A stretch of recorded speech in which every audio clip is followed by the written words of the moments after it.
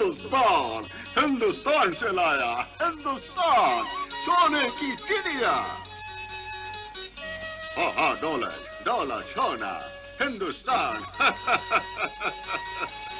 भारत को सोने की चिड़िया जिस जमाने में कहते थे, वो बहुत पुराना जमाना था। अरब और ईरान के व्यापारी भारत से व्यापार करते थे। फिर वे माल लेकर यूरोप के देशों में जाते थे। इन व्यापारियों से जब यूरोप वासी सोने की चिड़िया का हाल सुनते, तो उनके मुंह में पानी आ जाता था। लेकिन उन्हें भारत पहुंचने का रास्ता नहीं मालूम था।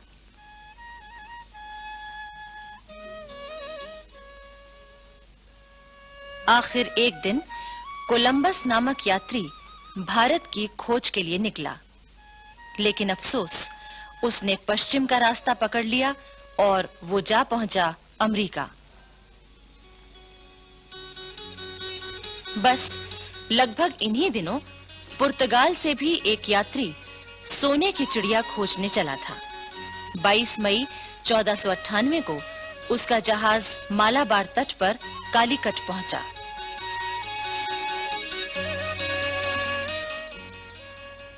उस जहाज का कप्तान था वास्को डी गामा। अनेक मुसीबतों से जूझता हुआ वो भारत पहुंचा था। उस समय कालीकट में सामुरी नाम के राजा का शासन था। इतिहास में उसको ज़ेमुरिन के नाम से भी कहा गया है। वास्को डी गामा सामुरी के दरबार में गया।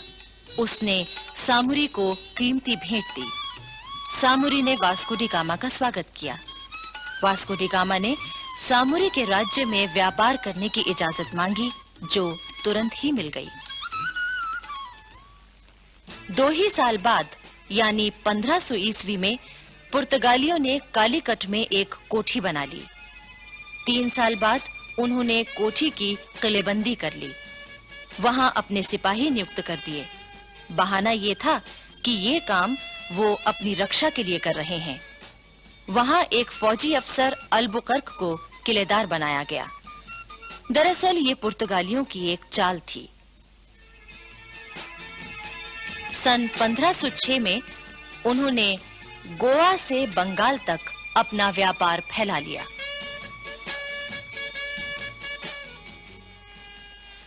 सत्रहवीं शताब्दी के प्रारंभ में हेक्टर नामक एक जहाज अंग्रेज व्यापारियों को लेकर भारत की ओर बढ़ने लगा।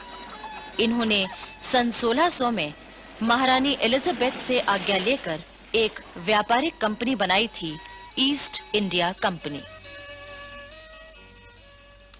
इस हेक्टर जहाज के कप्तान हॉकिंस ने जहांगीर के दरबार में पहुंचकर सबसे पहले घुटनों के बल झुककर जमीन चूमी और बादशाह के प्रति अपना आदर प्रकट किया। इसके बाद उसने इंग्लैंड के बादशाह जेम्स प्रथम का पत्र जहांगीर को दिया। जहांगीर ने अंग्रेजों को भारत में व्यापार करने की आज्ञा दे दी। तब सन 1615 में इंग्लैंड के बादशाह ने सर थॉमस रो को मुगल दरबार में अपना पहला राजदूत बनाकर भेजा। धीरे-धीरे अंग्रेजों ने अपना व्यापार फैलाया। उन्होंने पुर्तगालियों की जड़ें कमजोर की, उनके जहाजों को लूटना शुरू कर दिया।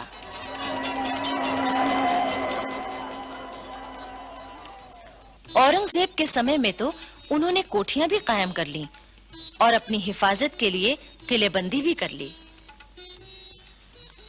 इसी बीच भारत में फ्रांसीसी भी आए। उन्होंने भी अपना व्यापार फैलाया और जड़ें जमानी शुरू कर दी। उस समय उनका मुखिया था दुमास। औरंगजेब की मृत्यु के बाद मराठों ने कर्नाटक पर हमला किया। फ्रांसीसी कंपनी के मुखिया ने अपने सिपाहियों के जरिए कर्नाटक के नवाब की मदद की। मराठे हार गए। कर्नाटक और दिल्ली के बादशाह दोनों ने खुश होकर दुमास को नवाब की उपाधि दे दी। 2000 सवारों का सेनापति भी बना दिया। सन 1741 में दुमास की जगह डुप्ले नामक फ्रांसीसी कंपनी का हाकिम बन गया। ये बहुत चतुर सेनापति था। दरअसल डुप्ले पहला यूरोपवासी था जिसके मन में भारत में यूरोपीय साम्राज्य कायम करने की बात आई। डुप्ले ने उस समय के भारत की दो कमजोरियों का फायदा उठाया। एक तो ये कि यहाँ के देशी राजा नवाब आपस में लड़ रहे थे। दूसरे ये कि उस समय राष्ट्रीयता की भावना लोग भूल गए थे। डुप्ले ने इसी फूट का फायदा उठाया। अंग्रेजों ने भी इस नीति का फायदा उठाया।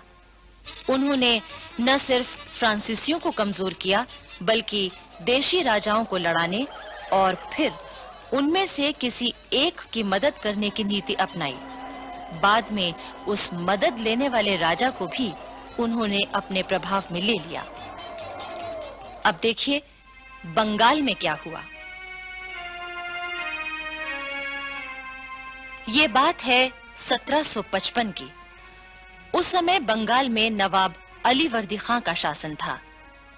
अंग्रेजों ने अमीचंद नामक व्यापारी से मिलकर बंगाल पर हमला करने की तैयारी की, लेकिन बंगाल के शासक अलीवर्दी खां ने उनकी एक भी चाल न चलने दी। लेकिन अलीवर्दी खां बूढ़ा हो चुका था। उसने एक दिन अपने नवासे सिराजुद्दौला को अपने पास बुलाया। सिराजुद्दौला उस समय 24 बरस का था और वही अलीवर्दी खां का उत्तराधिकारी भी था। अलीवर्दी खां ने सिराजुद्दौला से कहा, बेटे, मुल्क के अंदर यूरोपियन कौमों की ताकत पर नजर रखना। रियासतों के घरेलू झगड़ों के बहाने इन लोगों ने मुगल शहंशाह का मुल्क और शहंशाह की रियाया का धन माल छीनकर आपस में बांट लिया है। इन तीनों यूरोपियन कौमों को एक साथ कमजोर करने का ख्याल ना करना। अंग्रेजों की ताकत बढ़ गई है। मेरे बेटे, उन्हें किले बनाने या फौजों को रखने की इजाजत ना देना। अगर तुमने ये गलती की तो मुल्क तुम्हारे हाथ से निकल जाएगा। अलीवर्दी खां की मृत्यु 10 अप्रैल 1756 को हुई और सिराजुद्दौला अपने नाना की गद्दी पर बैठा।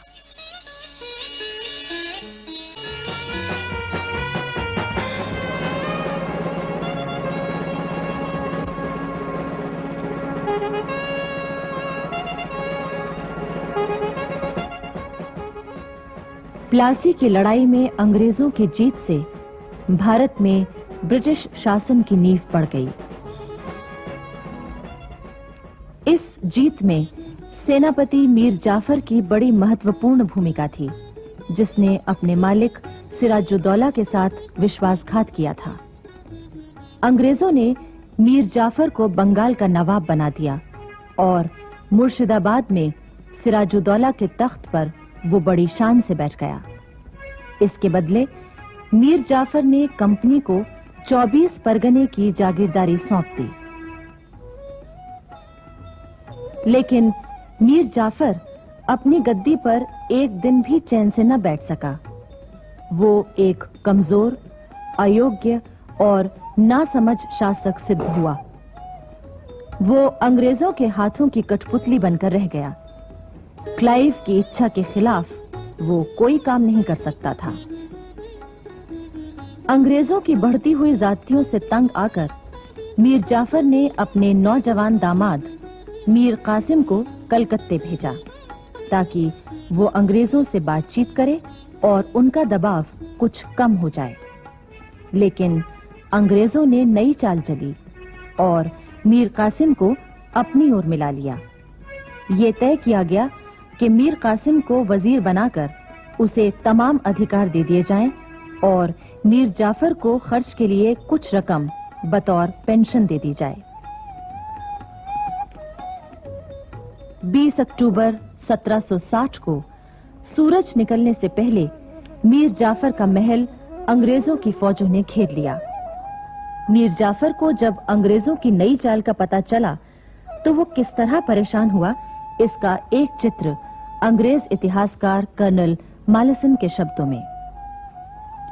उस सुबह को बूढ़े नवाब को उस दिन की अवश्य याद होगी जब उसने प्लासी के मैदान में अंग्रेजों का साथ दिया था और अपने मालिक तथा रिश्तेदार सिराजुद्दौला के साथ विश्वासघात किया था।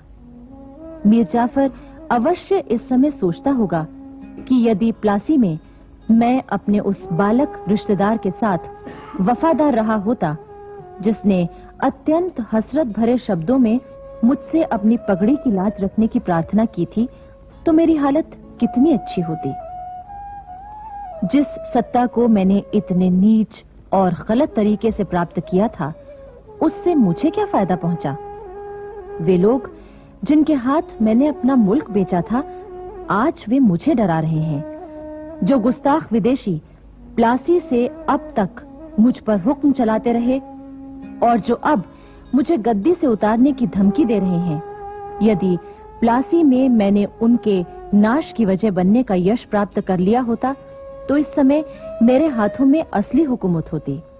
मेरा नाम इज्जत से लिया जाता और मेरा मुल्क बच गया होता।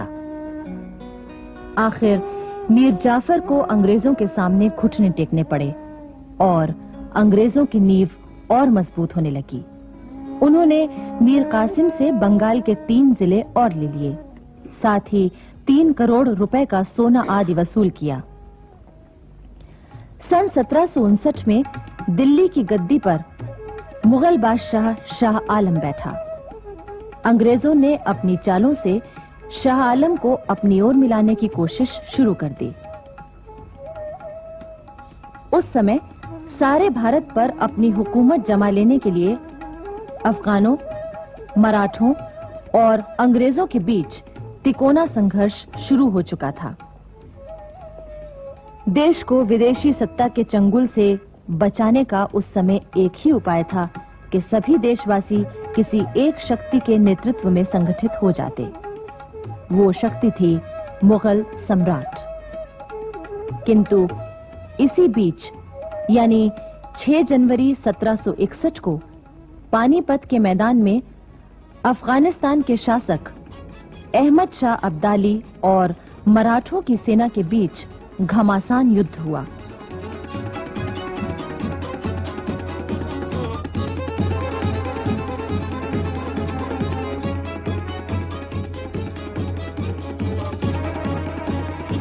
मराठे तो हार गए, पर अब्दाली को भी जीत के बावजूद काफी नुकसान उठाना पड़ा। वो अफगानिस्तान लौट गया और इधर मराठे कमजोर हो गए। बच रहे केवल अंग्रेज, जिन्होंने अपना प्रभाव बढ़ाना शुरू कर दिया। मुगल बादशाह शाह आलम को 26 लाख रुपया देने का वादा करके इस बात के लिए मजबूर किया गया कि वो बंगाल, बिहार और उड़ीसा की दीवानी ईस्ट इंडिया कंपनी को सौंप दें। मजबूर होकर शाह आलम ने अंग्रेजों को बंगाल, बिहार और उड़ीसा की दीवानी सौंप दी, जिसका मतलब ये था कि मालगुजारी वसूल करने और दीवानी के मामले निपटाने का अधिकार अंग्रेजों को मिल गया। सन 1765 से 1772 तक बंगाल में अंग्रेजों का ये शासन इतना भयानक था कि उसने बंगाल को चूसकर कंकाल बना दिया। सारे बंगाल में तबाही, गरीबी, भुखमरी और अकाल फैल गए। चारों ओर मौत नजर आने लगी। सन 1772 में वॉरेन हेस्टिंग्स कंपनी का गवर्नर बनकर कलकत्ता आया। इतिहासकार कहते हैं कि क्लाइव ने देश में अंग्रेजी राज की जो बुनियाद रखी थी, वॉरेन हेस्टिंग्स ने उसे और भी पक्का किया। उसके सामने एक ही बात थी, चाहे ईमानदारी से हो या बेईमानी से, जैसे भी हो, जल्दी से जल्दी भारत की अधिक से अधिक दौलत को इंग्लैंड भेज दिया जाए। अब आइए महाराष्ट्र की ओर चलें। ईस्ट इंडिया कंपनी की बढ़ती हुई ताकत और सत्ता के लिए मराठों की ताकत आंख का कांटा बनी हुई थी। इसलिए अंग्रेजों ने एक चाल खेली। उस समय पेशवा की गद्दी पर रघुनाथ राव बैठा हुआ था। क्योंकि गद्दी का असली मालिक उसका भतीजा नारायण राव अभी नाबालिग था, अंग्रेजों ने रघुनाथ राव को युद्ध का झूठा भय दिखाकर अपनी ओर मिला लिया। इस तरह मराठा दरबार में उनका आना जाना शुरू हो गया। किंतु पेशवा के दरबार में उन दिनों एक बहुत दूरदर्शी और चतुर व्यक्ति मौजूद था, जो अंग्रेजों की सारी चालों को समझ रहा था। वो व्यक्ति था नाना फडणवीस। वो समझ रहा था कि राघोबा मराठा साम्राज्य की नींव कमजोर कर रहा है, पर राघोबा ने उसकी बात नहीं मानी। 30 अगस्त 1773 को राघोबा ने पेशवा नारायण राव की हत्या करवा दी। इस साजिश में अंग्रेजों का पूरा हाथ था। राघोबा अंग्रेजों की हाथ की कठपुतली बन चुका था। नाना फडणवीस ने मराठा राज्य को अंग्रेजों के चंगुल से बचाने की भरसक कोशिश की। इतिहासकार कहते हैं कि नाना फडणवीस ने कर्नाटक के वीर हैदर अली से मिलकर जिस तरह अंग्रेजों की चालों को नाकाम करने की कोशिश की थी, उसमें अगर उसे सफलता मिल जाती तो उस समय देश से विदेशी सत्ता का अंत हो गया होता। किंतु अपने ही लोगों ने उसे धोखा दिया। कर्नाटक के 2 वीरों की कहानी भारतीय स्वतंत्रता संग्राम के इतिहास में बड़े सम्मान से लिखी गई है। ये वीर थे हैदर अली और उसका बेटा टीपू सुल्तान। हैदर अली एक मामूली फकीर का बेटा था। हैदर अली ने बचपन से ही घुड़सवारी, निशानाबाजी, हथियार चलाना और लड़ाई के तौर तरीके सीख लिए थे। बड़ा होकर हैदर अली मैसूर की फौज में भर्ती हो गया। हैदर अली की वीरता और साहस ने कुछ ही समय में उसे मैसूर का प्रधान सेनापति बना दिया। उस समय रियासत का प्रधानमंत्री एक मराठा सरदार खांडेराव था। उसने मराठों से चुपचाप मिलकर मैसूर पर हमला करवा दिया। इस युद्ध में हैदर अली ने विजय पाई और खांडेराव के विश्वासघात का सबको पता चल गया। मैसूर के महाराजा ने प्रसन्न होकर हैदर अली को अपना प्रधानमंत्री बना लिया। उधर अंग्रेज भला ये कैसे सहन कर सकते थे कि हैदर अली की ताकत बढ़े। उन्होंने हैदर अली से छेड़छाड़ करनी शुरू कर दी। कर्नाटक के कई किले खाली करवाए गए और उन्हें जीत लिया गया। हैदर अली के बेटे फतेह अली टीपू की उम्र उस समय 18 वर्ष की थी। तब भी अपने पिता के साथ युद्ध के मैदान में वो मौजूद रहता था।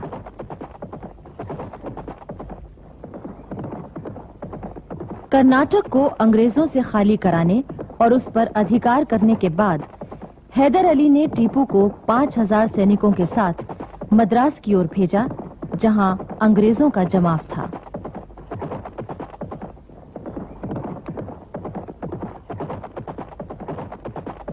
टीपू ने मद्रास के किले से 5 मील दूर सेंट थॉमस की पहाड़ी पर कब्जा कर लिया और आसपास के अंग्रेजी इलाके को अपने अधीन कर लिया। इसके बाद कुछ ही दिनों बाद हैदर अली भी अपनी सेना लेकर मद्रास की ओर बढ़ा।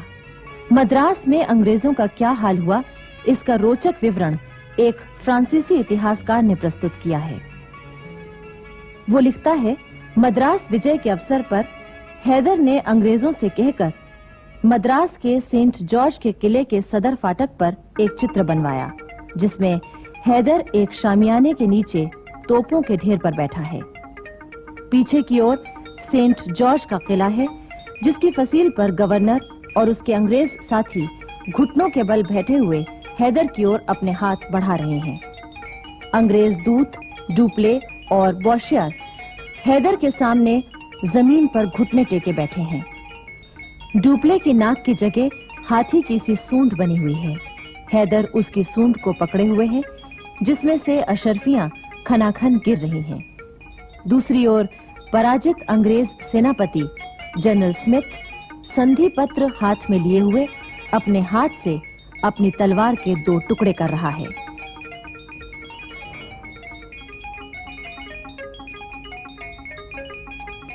अंग्रेजों की इस हार का असर यह हुआ कि इंग्लैंड में ईस्ट इंडिया कंपनी के हिस्सों की दर गिरकर 40% रह गई। हैदर और टीपू की विजय की खबरें पहुंचते ही इंग्लैंड में कंपनी की साख गिरने लगी।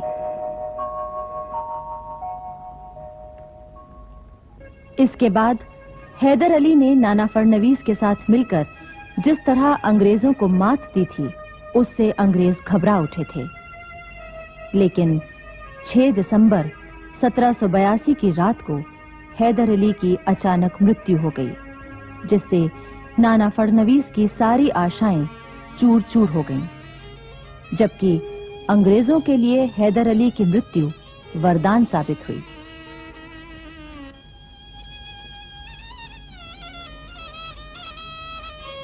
हैदर अली के बाद उसका बेटा टीपू सुल्तान कर्नाटक का शासक बना।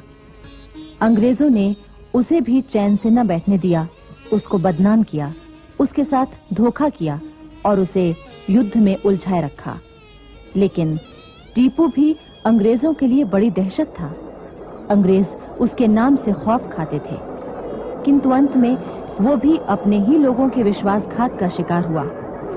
अपनी अंतिम सांस तक वो बहुत बहादुरी से लड़ा। वो कहा करता था, 2 दिन शेर की तरह जीना ज्यादा अच्छा है, बजाय 200 वर्ष भेड़ की तरह जीने के। श्रीरंगपट्टनम स्थित टीपू की कब्र आज भी उसके साहस और वीरता के गुण गाती है।